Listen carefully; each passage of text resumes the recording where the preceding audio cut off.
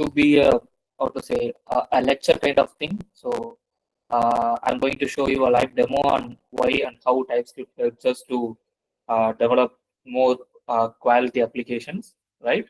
And it's going to be interactable, which means like you can ask any doubts you want, not related only to this topic. You can ask any doubts related to any topics that you want in the tech, right? So a brief introduction about me. So I'm Navaivan Subramanian. I'm a full stack developer having a 4+ experience on building scalable web and mobile applications, right? And applications that I have developed are being used by millions of users around the world, right? So that's a short intro about me. So before we go on to the topic, right? So I just want to know like how many of you are college students, and if any of you here are working professionals. I mean, no, none of you are working professionals, right? And uh, those the people who are actually pursuing third or fourth year of their college, can you please raise your hands? You can raise your hand on the Google Meet, right? Sanjay. Any other people who are pursuing third and fourth year of the college? Come on, guys. You can text if you want, or you can unmute your mic and speak if you want. Anything is going to be fine. I want the session to be interactive. I mean, you can actually ask me anything you want and get your doubts clarified, right?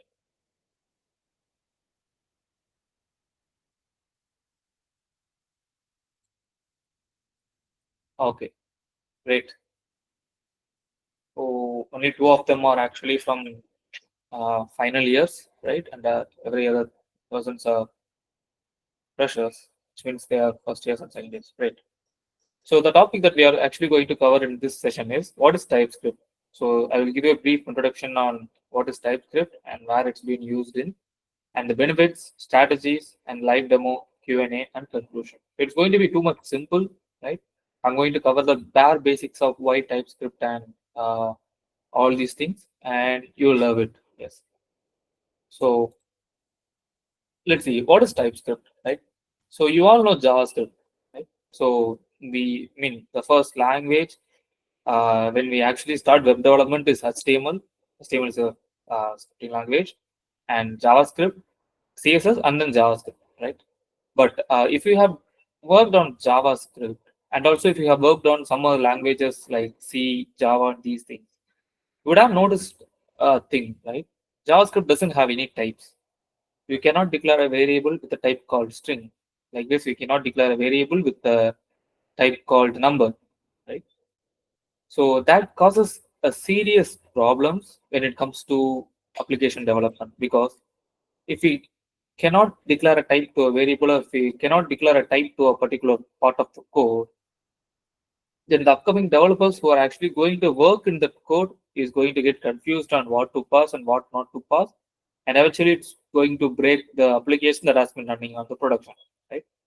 So what happened was like uh, Microsoft in 2012 developed this language called TypeScript, right? It's a superset of JavaScript, which means it includes all the functionalities which we can do in a JavaScript application, in JavaScript code, and added a functionality of typing in a TypeScript, right? So in this way, the JavaScript developers can actually write type saved code so that like their application doesn't get broken on the production level.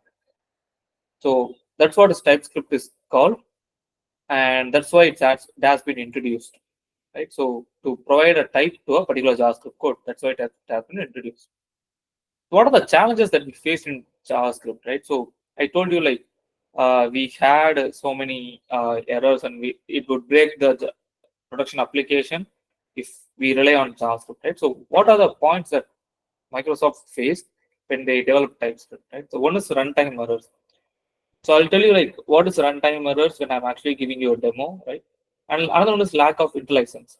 So you guys have at least touched the code, right? So you would have installed VS Code and you would have actually written some code, right? Can you do, I mean, can you write faster and more precise code with Notepad? No, right? Because it lacks IntelliSense. So IntelliSense is a feature which aids the developer to develop applications more quickly and more error-free, right?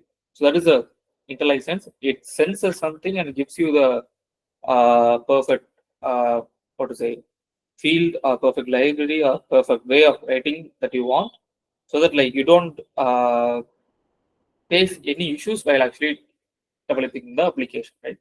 And the next one is difficult debugging in large projects, right? So when the project size increases, right, the debugging becomes a nightmare.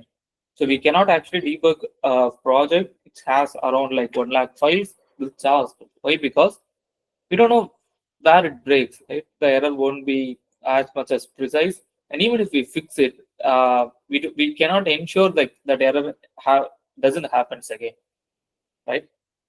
So debugging is difficult in large projects. That is one of the things that Microsoft faced, because we know Microsoft is a large company. Yes, it's a giant. So they obviously face this. And no enforced contract between modules. So I will explain this also on the upcoming live demo, so that you people can actually understand what does it actually meant, right? And next is why TypeScript. So like I tell you, TypeScript solve all the challenges here. So it offers static typing. It offers developer tools, which is actually useful for us to uh, write more clean and more error-free code while developing, right? And ecosystem integration. So this is the main part of it, right? So let's say like you are actually going to develop an application using a framework, right? Let's say React or Angular or Express or some other framework, right? You don't always know like what that particular method expects, right? So whether it expects a number or whether it expects a string or whether it expects an object, we don't know that, right? So TypeScript actually solves these issues. So by static typing, the library can actually declare what does the method actually wants. So that when the consumer means when the uh, developer who's actually going to call that method will came to know like what exactly we need to pass to the particular method to make it work. So that is called as an ecosystem integration. And maintainability, yes, as I addressed in the last slide, it makes more easy for the developers to actually maintain large code bases in a reliable way. So I'm going to actually pause at this moment and open the quorum for any questions that you have, and then we can proceed about this. So please unmute your mics and ask your questions, or if you are uncomfortable to do it, you can actually ask your questions on the chat itself. I have enabled the chat. Please.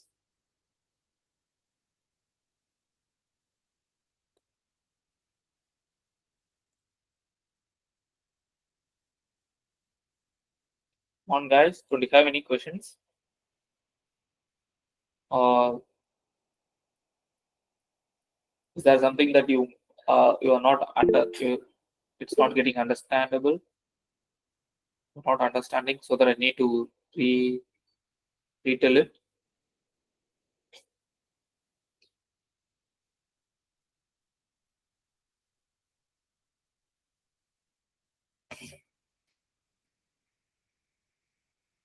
Okay, I take it as you people don't have any doubts right now. So let me move on to the next part of it. Okay. So the next big part of the TypeScript is their config. So when we actually develop any applications using TypeScript, right? So we can actually declare some configs there, which means like let's say like you are actually working on a project and you just want something to be in your way. Let's say you want double quotes for every string, right? And you don't want a single quotes for every string. So that's a preference, right? I can declare a string with single quotes as well as I can declare a string with double quotes. That's a preference. But in TypeScript, you can actually enforce that particular thing across your projects to maintain a consistency, right? So it will not be like in one file, it's double quoted string, and in another file, it's a single quoted string. So everywhere in your project, you can actually enforce the string should be in double quotes or the string should be in single quotes, right? So like this, we can actually declare so many configurations so that the code across all your projects, I mean, all your files is same, and uh, it it it it actually be in a consistent way, right? So tsconfig is one of the file that you want to remember while actually working on a TypeScript project, because like this is the configuration of how TypeScript files works in your particular project, right? So let's start with the demo part, right? Because like it's been time. So let me show you some code. Okay. So I'm just going to share a different part of the screen now. Please hold on.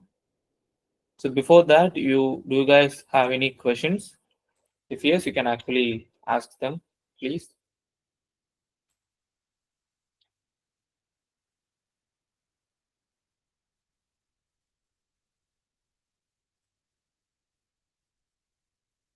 So I have a question here. Java is easy or hard compared to other programming language?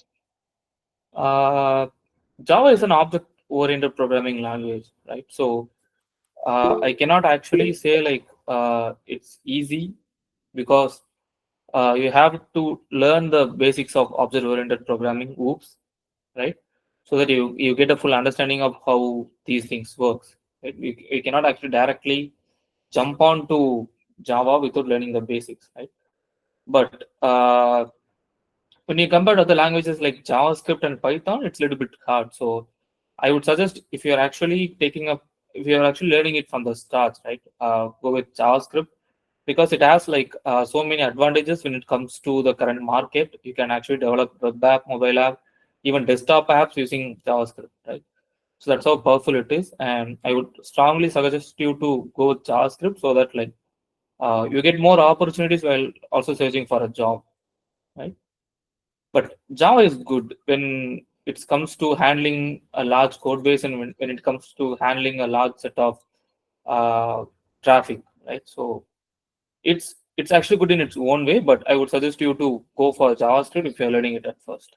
I hope that answered your question, Kirtana.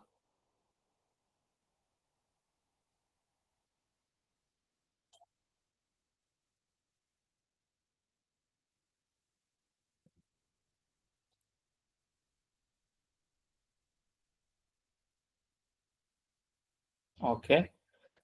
So I'm going to open two tabs. One is like uh, TypeScript console, right? So this is the editor of TypeScript, and I'm actually also going to use JavaScript compiler, right? So that I can show you the difference between a TypeScript and the JavaScript. Okay. So what I'm actually going to do is I'm actually going to type some files, right? So I'm going to declare a method. So let me declare a method in JavaScript first. Okay. So const add num add. Okay. So const add equals to num1 and num2. So it's going to return num1 plus num2. The function is just simple, right? So what I'm going to do is I'm going to print the output of this, right? Add of 1 comma 2. So the answer should be 3. Let's see the output. It's 3, right? But I can actually pass a string here. So I can say, what to say,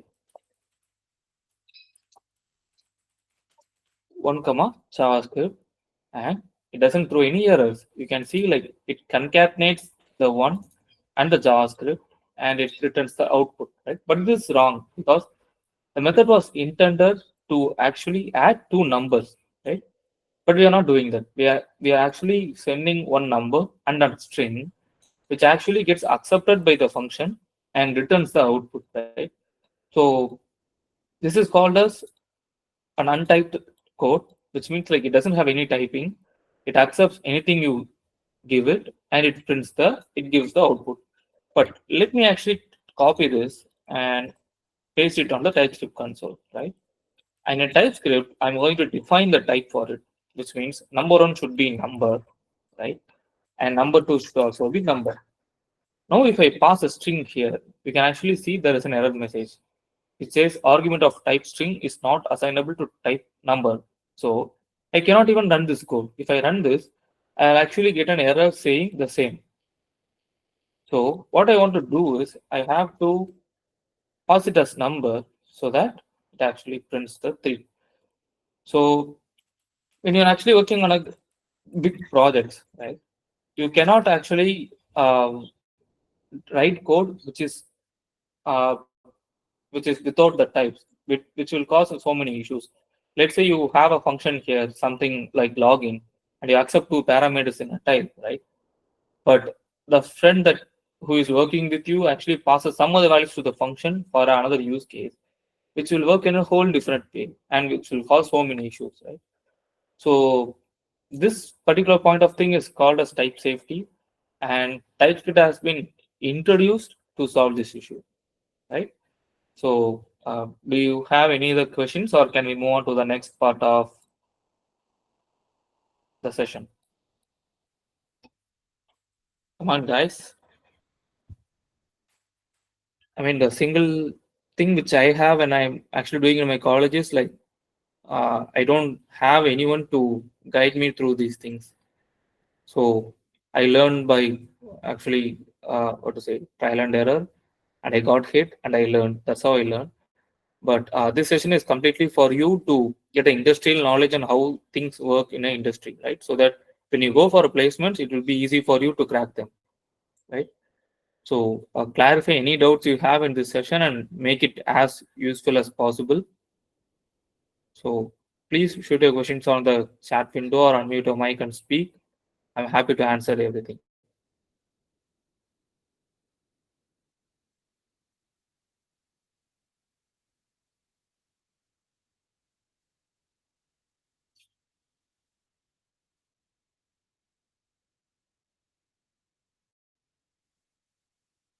Okay, I take it you guys have no questions.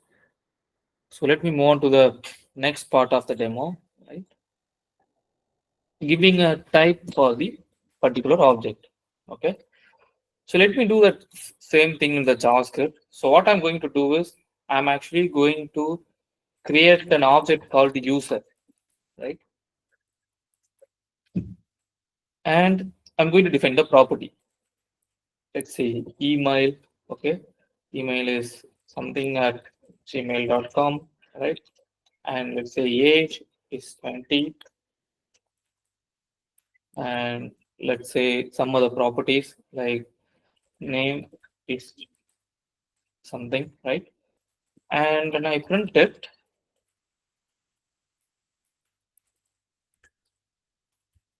it's going to be fine, right? It's going to print the user object.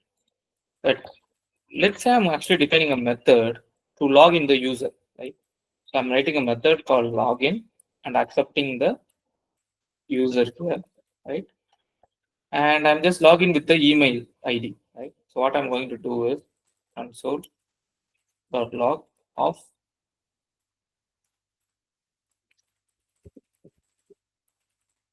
email user.email ID. So this code seems fine, right? It has user and the email ID here, and and I'm calling this login with this particular user, right? But it's undefined, right? So why it's being undefined is I'm actually printing the user.email ID here, but the property that I have here is email. But how can I actually communicate this to the particular method, right? So the whoever writing this method should know the property of user email is email ID. I mean, not email, it's an email ID, right? So how can I actually enforce this in my code base so that like the other developers will not get, will not produce an error when they're actually working, right? So let me copy the same and paste it here in TypeScript, right? So what am I going to do is I'm going to define an interface called user, right? And I'm going to declare the structure of the particular property, right? So I'm going to say like email will be in string and age will be in number, right? And name will be also in a string, right? So I have defined this. And when I'm actually writing a method, I can say, give me the user which is particularly in the structure of this user object, right?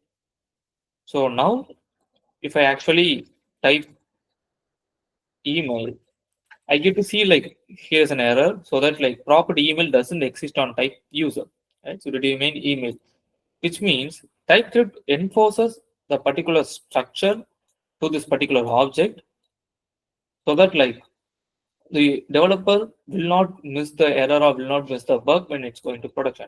So now I can say like user has email and I can do it, right? But what if I change it here? Right? So what if I change the property to email ID here and pass it to the login function, right? It detects the error also. You can see like property of type email ID age number is not a single time property of user. Email is missing in the type. So it identifies the email here that it's missing from the object that we constructed and it gives us an error, right? So how to fix it? Let's attach the user object with this particular user and it gives you the exact error on what is wrong. Right? So it tells you like email ID is not exist in the user. So now I'm changing this to email and if I run this, it will produce the output that I intended. You can see login with email, the particular email ID, right? So imagine this is a simple code, right? But imagine this scenario in a large code base, right? So you have a more amount of object structures in your code, and you definitely want to like enforce them throughout your code so that like people or the developers who is going to actually consume it will use it correctly, right? And this is how you do it in TypeScript so that like it doesn't make any issues when actually running in a production level, right? But how does TypeScript actually differs with the other languages, right? So let's take Java or C sharp, right? So these languages have type as a default, which means like these languages have strict typing as a default. In Java, C sharp or C++, you cannot actually define a variable without a type. In Java you must have a type for every variable, right? You cannot actually declare something without a type, but in JavaScript you can, and that's why Microsoft invented TypeScript to actually reduce these kind of errors, right? So I'm going to pass the session right now and open the quorum for any questions. So if you guys have any questions, you can actually shoot them. We have plenty of time here. So it's not only based on the TypeScript. You can actually ask any doubts and any questions you have related to the IT field, and I will be happy to answer those. So I'll wait for some time to have any questions in the chat field, and I'm happy to answer them.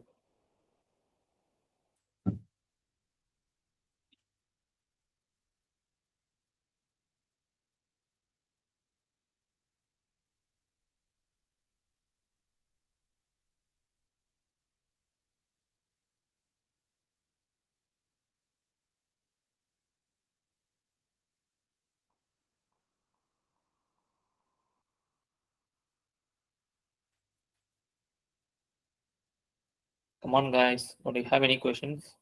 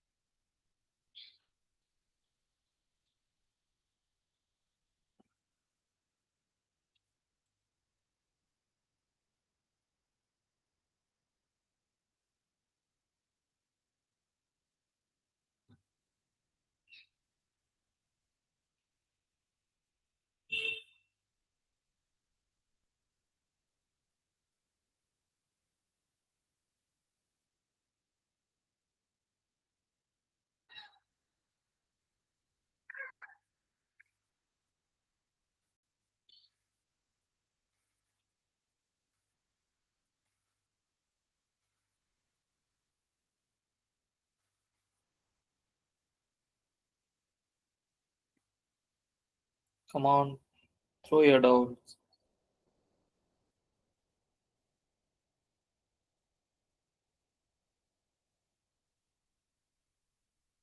Okay. So I take it you guys don't have any doubts right now. So let me move on to the next part of the demo. Right. So enums for reliability. Yes, Charan, you can ask your doubt.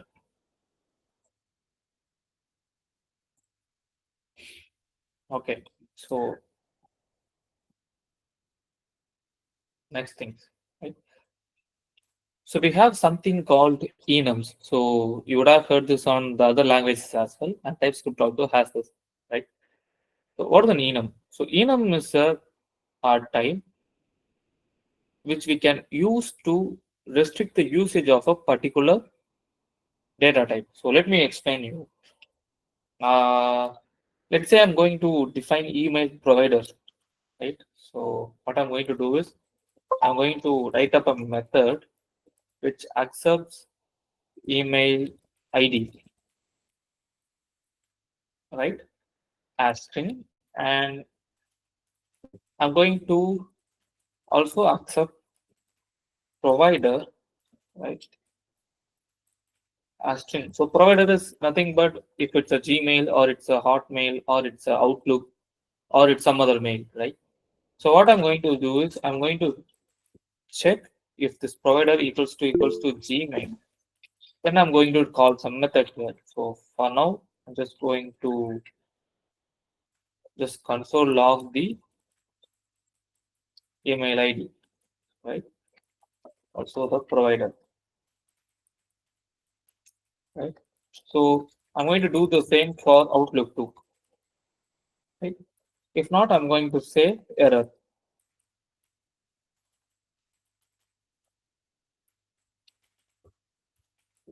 error, invalid provider, right? Now let's say we expose this method to all the developers, right?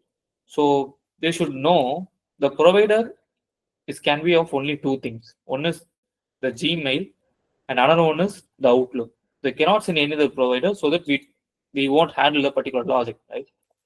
So how can we do that? Let's say I'm actually logging in with a particular email ID, sd at gmail.com, and I'm actually sending the provider as let's say Zoho, right? But Zoho is not supported.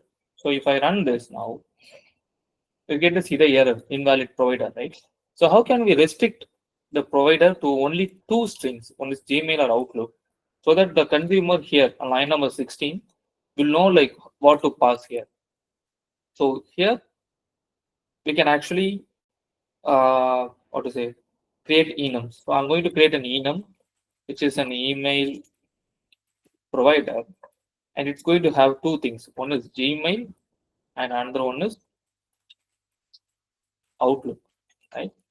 And I'm going to attach the email provider enum to this particular provider and change this to email provider.gmail and email provider.outlook.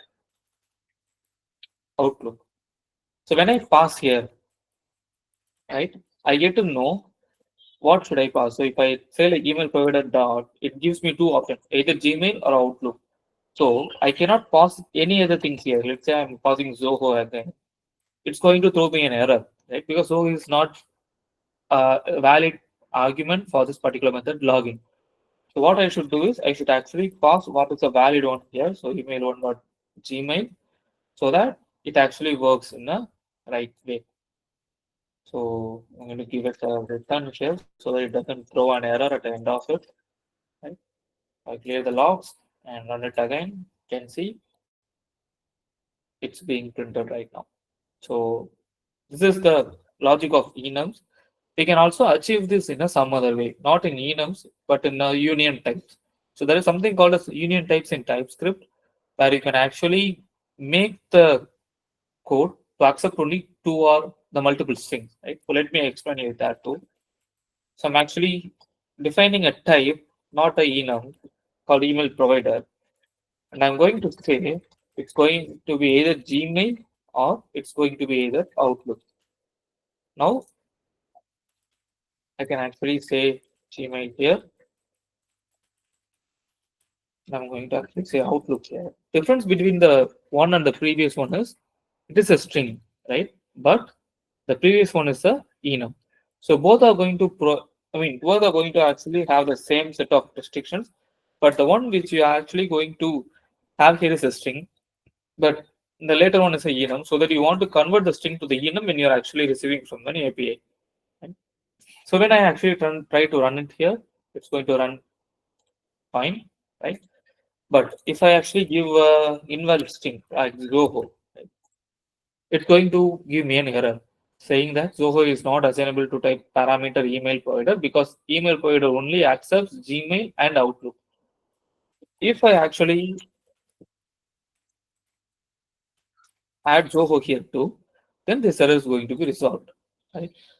So these are some advanced kind of things that we have in TypeScript, so that like when we write the code, uh, we have to reduce the number of runtime errors that we will receive, so that like our application will be more reliable and more steady when it comes to production. Right. So this is the third demo that we saw in this session, and as usual, I'm going to open this session for any questions that you have, and you can shoot them if you want. Please proceed with your question, guys. I'm expecting a lot from you. You can unmute your mic or you can shoot down your questions in the chat itself.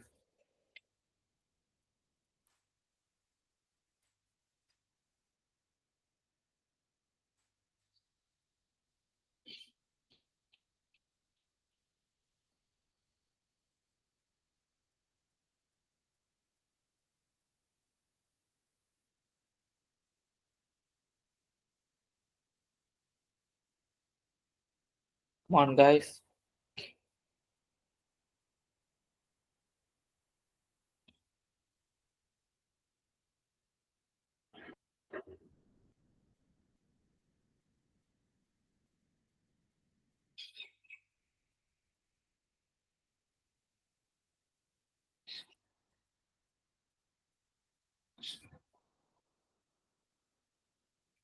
So you can ask me any questions you want. Not, it's not only related to the particular session. You can ask me any doubts related to software engineering or how something works in the industry or something like that, and I will be happy to answer everything.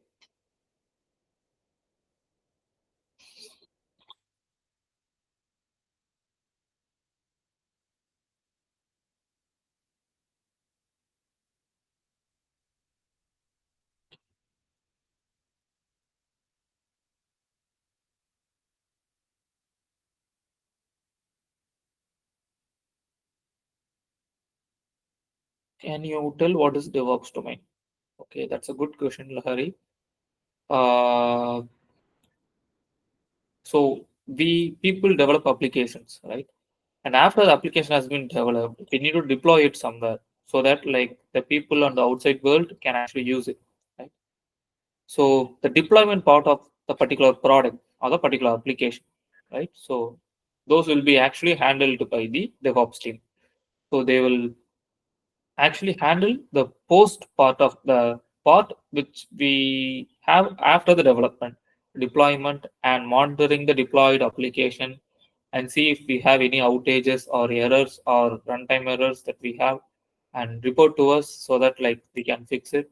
Or let's say like there is a new movie that comes to Netflix, right? So all of the people are going to log in Netflix and try to see that movie, right? Which in case the DevOps team needs to be ready to handle the particular load so that like it doesn't actually cause an outage for the particular users. Right? So DevOps is nothing but developer ops, and it includes the part where the deployment and the post deployment and the monitoring comes into the play.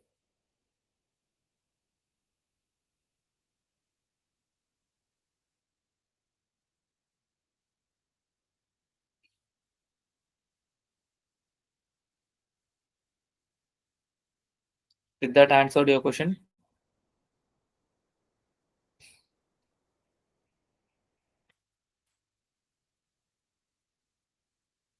I wouldn't say without any technical knowledge, because like even in DevOps, you have to write some shell scripts, right? So yes, it's easy when we compare it to the other parts of the domain and software industry. I accept that, but it's not like you should. I mean, you can actually survive in that field without any technical knowledge. So the term technical knowledge is broad, right? So you won't be writing so much code, but yes, you will be writing a little bit of code to make certain things work, right? To automate certain things, to scale certain things based on the load, right? So you have to have a basic or little bit of a technical knowledge so that like you can actually be an expert in it. But let's take any field in the software industry. You should have a technical knowledge. It's not like if I go to QA, I mean quality assurance, right? I won't be having any technical knowledge. It's not like that. Even in QA, you have to have a certain aspects of a technical knowledge so that like when you find bugs, you know like why it's happened and what might be a possibility, so that you can communicate with the developers, right? So the QA that I'm working with are like have a pretty good solid technical knowledge. So when I explain certain things in a technical term to them, they will definitely get understand. So that's how we all should we all also should be. So learn basics of everything so that like you can actually think of being an expert in the particular field in your future. Right? So how to start with DevOps? There are numerous courses. That can deep and show. I think I'm spelling your name wrong, but apologize me. Right? There are numerous courses in DevOps because like you have also free resources, but I hadn't actually pursued those courses, so I'm not an expert to answer in the particular field. But yes, to start with DevOps, there are numerous courses. You can actually start with any of them and have a solid understanding of basics, so that like you don't get to what to say. You don't actually uh,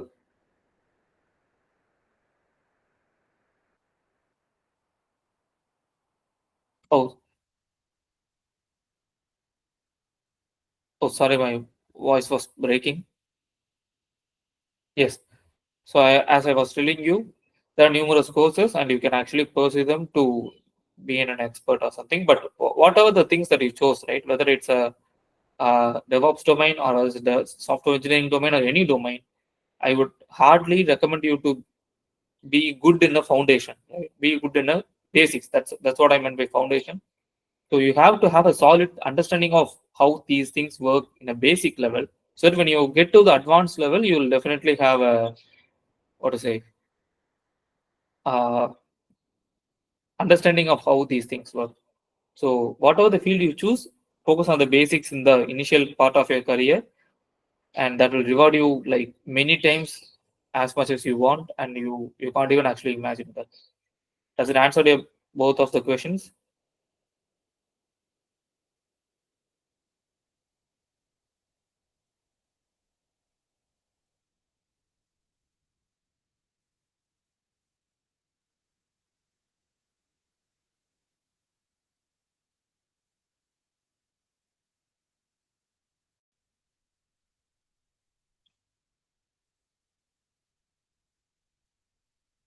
Nice. So do you have any other questions, or can we wind up the session right now?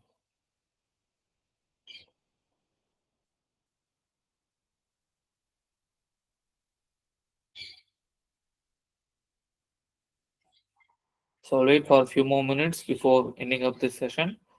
You can shoot me any questions that you have.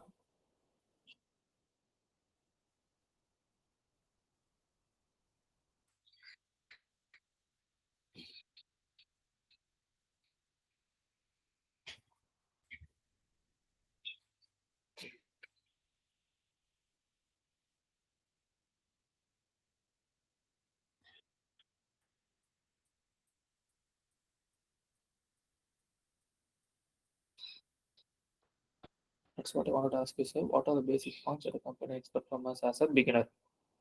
Okay, so I mean, a good company which expects you as a beginner is a solid foundation of the basics. So when we interview for our company, right?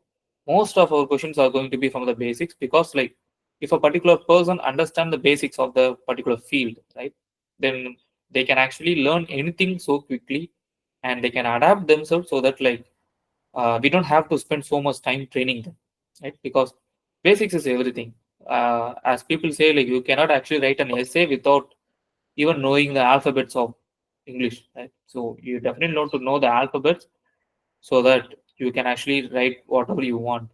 So the most of the company that interviews you expect you to be very strong at the basics.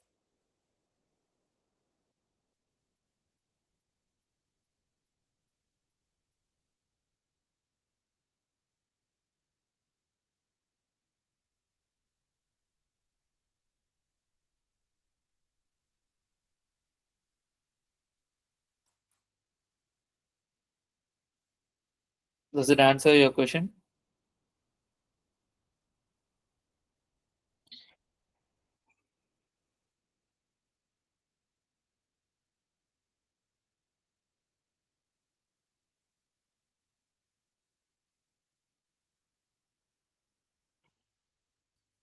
Great. So thank you guys. Thank you so much for joining. I will actually drop my website link in this particular chat and pin it, so that like you can actually contact me whenever you want, and I'll be happy to help you, everyone. So thank you guys. Thank you so much for joining. Let's see you on the next session. Right? Thank you.